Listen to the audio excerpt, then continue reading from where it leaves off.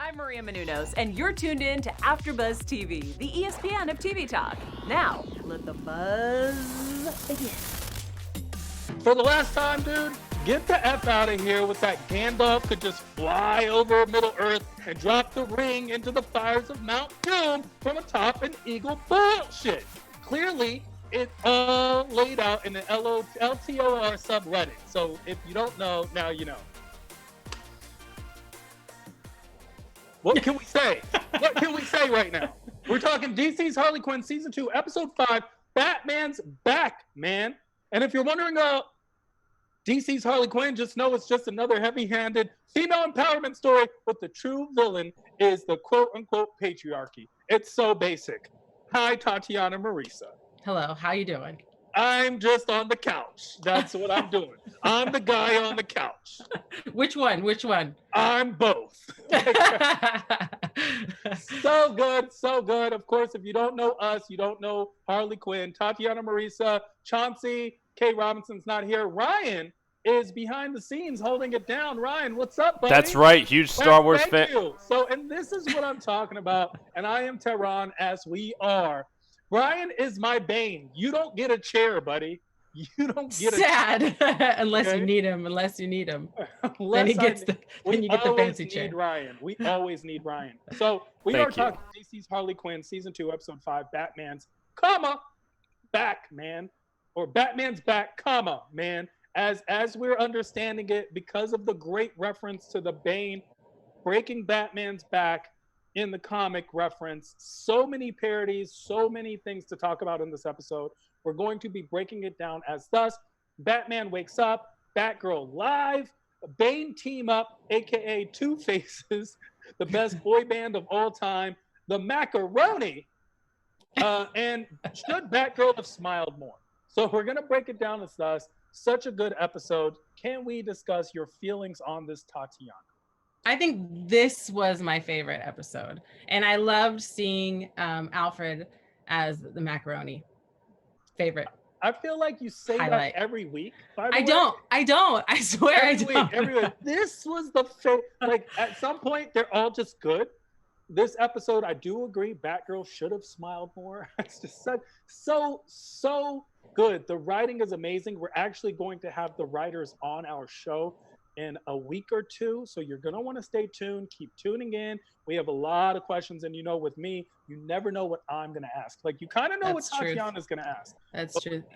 I asked legitimate questions. You ask like the off-the-wall crazy questions. Crazy things that we all have always wanted to know. Exactly. Sure. Yeah. Overall opinion on this episode, such a good episode. Very good. The way it started off the show, the way this show breaks the fourth wall, breaks that wall with the audience so subtly is amazing. Having those two guys, the Beavis and Butthead on the couch, those two guys just back and forth, and we're gonna get into that because Ryan made a comment regarding the t-shirt. Ryan?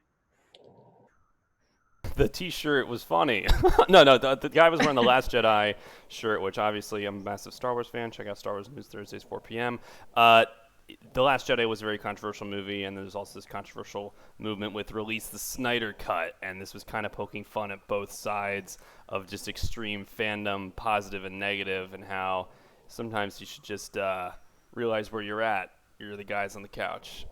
And you know what I want to know? What is Snyder's cut? Because anytime Zack Snyder does a movie, his cut never gets released. Like, whatever his cut is, the companies always hide that. No matter. That's how you know it's a better movie if you saw his cut, because they don't want anybody to see it. I don't think that means it's horrible. Obviously, he's great, but I'm with the dude. That's the shirt that I would be wearing. Show the Snyder cut. I hope they don't mean his bris. Like, I hope they specifically mean they're talking about his cut of the movie. Because with Watchmen, it was very similar. With his ideas on Superman, it was very similar. The Zack Snyder cut is this make-believe bubble. What if there is no Zack Snyder cut? What if they just say that so people watch the movie, and if it's not good, they're like, you should have seen the Zack Snyder cut. I think he Should've should. seen the Zack Snyder cut. I bet you because of all this whole Zack Snyder cut issues, I bet you if he created like a GoFundMe and just said, "Give me your money and I'll make the best movie ever," and people did it, it would pop off. He would make $100 million and not deliver a movie. Sounds like what DC does now. We probably wouldn't see it for like 10 years. I promise you that's what DC does as now anyway. So let's talk about this episode. Batman wakes up. So we get Batman. What were your thoughts, Tatiana? I knew he was in a coma, but I kind of wish he forgot he was Batman. I feel like that. It seemed like he did that the first time he kind of woke up, right? No, I think he knew he was Batman and something happened and he just was really wanted to get back to it, to like reestablishing order. I think he was just, when he woke up, he was confused because he didn't realize how long he'd been asleep or what had happened since he was out. I thought that they might have played it on, I don't know if you remember the Snickers commercial where the football player gets hit so hard that they're like, "You know where you are?" And he's like, "Kansas," or wherever they are. "Do you know who I am?" "Yeah, you're the coach." "Do you know who you are?" And he just pauses and goes, "I'm Batman." And later he's like, "Would you like that? Would you like to ride with Batman?" It was just a very fun, funny commercial. I believe it was a Snickers commercial. So I was hoping they'd play on that because they're really good at bringing in these little tidbits and playing on pop culture so much. I really like Batman waking up. I agree, if he had forgotten he was Batman and then remembers through a series of pictures, it would have just been different. It wouldn't. I don't know. Not that it isn't already different. Exactly. Like the show is different, but it would just, they could have gone in an entirely different direction and it would have been okay. Because they have a lot of license to play around. What the show is so good that anything you say as an addendum sounds like a critique or a criticism. Yeah. And it's not. There's nothing we could have done to make the show better. However, we're just thinking different because it is our job to comment on the show. So that's basically what it comes down to. But I like the fact that because he couldn't do anything, then Alfred was basically made to hold down the fort while he was gone. So he was trying to be this Batman figure, but in Alfred's own way, which I think is fantastic. Yes, because it's totally, we get a glimpse inside Alfred beyond just, "Oh, I'm Master Wayne's, caretaker." That's all that I do. Actually one of the things that also goes back to the comic book is these different mythologies of who Alfred is. Alfred, of course, is the butler, but also the mentor, also the confidant, also the best friend, also the caretaker, also the businessman, also the ride or die, also a super trained MI6 officer in a lot of resurrections of Alfred. So it's just interesting to see this portrayal of Alfred. It's the macaroni, of course, is something that's pretty new. Having the wig. It's great. It was great. Now I want to know, did Fox help him create the wig? Fox had to have made that wig. We're going to get into the Lucius Fox sighting as well. So we get Batman waking up, and of course he wants to get right back into crime fighting. Alfred, the ever ready, always caretaker, says you're not ready. He's always the voice of reason. Some seemingly pessimistic when it's really just realism. You're not ready. You can't even put on these socks. Batman's like, you don't have a bowel movement. And he's like, "Yeah, I don't, but you know who does?" No, Batman and you are the same person. Like, you don't have a bowel movement. Batman doesn't have a bowel movement. That's kind of how that works. I think I like that we were able to see kind of his. Bruce is always so like stern and serious and down to business, and I need to do what I have to do. And I love that we got to see him be like, "Well, you didn't even," we kind of saw his playful side, and how much of a brat he can be for really like being taken care of and having this guy have his back no matter what. And it kind of shows like he's completely taken for granted Alfred. It's a concept of Batman as a brat because Alfred has been there since he was a child. So when he reverts to Alfred, he reverts to this childlike state. Even in The Dark Knight Rises, if you remember, Bruce Wayne couldn't get back into his mansion because he never needed a key before. He didn't know anything. Even in the situations, they're like, "Can you call Lucius?" Like, "I don't know his number." Like, "I don't know anyone's number," right? It's that play of like, he knows nothing, and yet he's Batman. He knows everything. Right. So Batman being a brat, coming back, and then of course when we talk about brats, the spunkiest brat of them all, Batgirl, who's Instagram living her fight. Hey, she's new age. She knows exactly what to do now. This is it. It's trendy. She has trendy Batgirl. Over 1 million followers, and of course Batman throws shade. Most of them are bots, though, right? No, she's on it. She's living. She lives. She's fighting crime, and of course she lives that Batman's back. Which is great. I mean, I think how else would you do it now?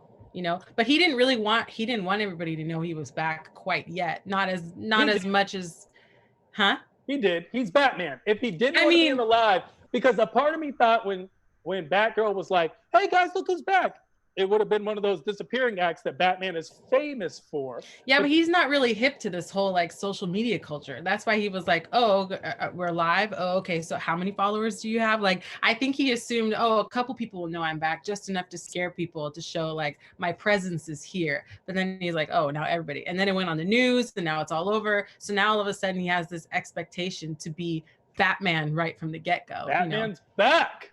But he's not.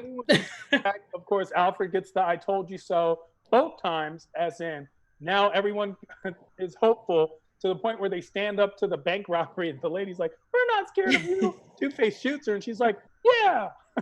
Yeah, it's that silent strength. Batman's here. "I'm gonna live forever." She gets hit by pedicabs, the silent killer. Like, just so good, so fun. Batgirl's live. Batgirl's way more competent than Batman's giving her credit for. Bane also way more competent than his peer is giving him credit for. We see Bane team up as Bane approaches Two-Face about teaming up. I feel bad for Bane. I really do. He's like the underdog, but not, because he has all this strength and competence. He has great ideas, and he's just shafted to the side. Honestly, I think it's because they're afraid of him. They're just trying to keep him in line, because if he took over everything, I think he would be a fantastic, like, top villain. Yes, it's tough to be a sweet villain. It seems to be an oxymoron. It seems like Bane's a very sweet person, and yet, and possibly like a bullied kid who's now the bully, right? I feel like he's a rational thinker, Is Sounds weird, but I think he is. Like, he cried over a hole. I don't know about rational thinker. I don't think that's the term I would ever use, but please continue. Yeah, well, I'm saying, like, you get on his bad side or you cross the line, then it's over for you. He gets mad, you get what you deserve, kind of a thing. That's why I think he's a rational thinker, if that makes sense. Yeah, of course. If as the words came out of my mouth, I was like, if he hits you, it's because you deserve it. Is there something you'd like to tell us, Tatiana? I mean, there is something I'd like to tell all of you. Of course, everyone commenting below, we appreciate your comments. All the times that you subscribe, like, share, we appreciate all of that, especially in this time of quarantine. We're all in this together. Please, if you're listening to us on iTunes, give us 5 stars that we so greatly deserve. Share the love. Share the subscribe page. Just don't share Corona. That's all we ask. We appreciate you so much. Thank you for making us the ESPN of TV Talk. Fantastic. So, Two-Faces. But he's here in the poster. He's here. That's him right there. The little. This is where I feel bad for him. I really feel bad, and I feel like his anger towards Batman, what he did with Batman, was just displaced anger that should have taken out on Two-Face. Yeah, it was the kick the cat syndrome for sure. He came home, kicked the cat. Batman showed up, was like, "I'm looking for Two-Face." Obviously, he's running this organization. It's not you. Look, this Two-Face. I told you it was a thinker. Batman, of course, is in a situation where Batman and Bane, their fight in this episode, as cartoony as it seemed, was epic as well. Yes? Yeah, and it's very reminiscent of the, well, I mean, his legs didn't work already, but when he picked him up and said, "Break the bat's back," it was, I love that they referenced that. Yeah, he definitely smashed him, and then he, of course, smashed him against the pole, broke his legs. All this while Batman was wearing a suit that was clearly made to parody the Iron Man suit, the concept that Iron Man is just some guy in a suit that does everything for him. Yeah. I mean, but that's kind of Batman as well. just, I mean, his suit does everything for him. Batman doesn't have any magical powers. They're one and the Batman same. doesn't have any superpowers. However, Batman not only has wits, Batman, unlike Iron Man, usually fights in just a regular costume. So while, yes, it may be... It's not a regular costume. It is. It may be bulletproof, but it's not, I don't know, only thing that holds me down is kryptonite. Like, it's not any superpowers. Like, oh, look at my magical lasso of strength because I'm an Amazon. It's it's none of those things, you know? It's none of those things. But that's why Iron Man, I mean, if we're going to go down this road, that's why Iron Man and Batman are very similar, because neither of them have superpowers. They both have tons of money to fund a suit that helps them carry out their heroic duties. Iron Man is clearly the antithesis to Batman. They are each other's answers in the Marvel DC manifestation universe, where they fight over every single character. Submariner versus Aquaman. Like there's so many similar characters that they all just fight over them. You know, Gladiator versus Superman. There's just so many characters that are always so close in resemblance, and yet far apart. Even when we look at someone like, there was in Young Justice, there was a Spider, and it's like, that's basically just Spider-Man. It's Spider-Man, yeah. What are we really doing here, right? Yeah, exactly. So I would give DC the heads up on the villains, though. These super villains, Lex Luthor, Joker. I think those two are way more iconic than any Marvel villain. Yeah, I agree. Closest would be Magneto, I would say. Yeah, he's I mean, it's hard to say. I think the Joker is way more cunning. It feels like, the villains that we're talking about here are way more cunning and decisive and chaotic, and just everything that you would want a villain to be. Yeah, they are. And that's the thing. When it comes to Batman passing the torch, he passes the torch to Batgirl, and we see him convince Commissioner Gordon. Hi, Daddy, Commissioner. I love it. I'm so glad the Batgirl is going to have more of a permanent role. You know, she's not just like a flash in the pan character. I'm happy that she's going to be sticking here, because I'm a fan of Batgirl anyway. So I think she's going to be a really fun character to see. And it's also kind of like, we have a lot of older characters. And I feel like since Batgirl's the youngest character, we're going to see a lot of generational clashes, which I think will be a really cool dynamic. Well, that's the thing. We're going to see a lot of these things. And of course, Batgirl being passed the torch just proves that the show's another heavy-handed female empowerment story where the true villain is the quote, unquote, patriarchy. Let's get into some news and gossip, shall we? Yes. News and gossip. Ryan, you were telling us about someone whose favorite show is Harley Quinn. That's right. And he's a pretty big basketball player. His name is LeBron James. Michael Jordan. They share the same number, but they're from different generations.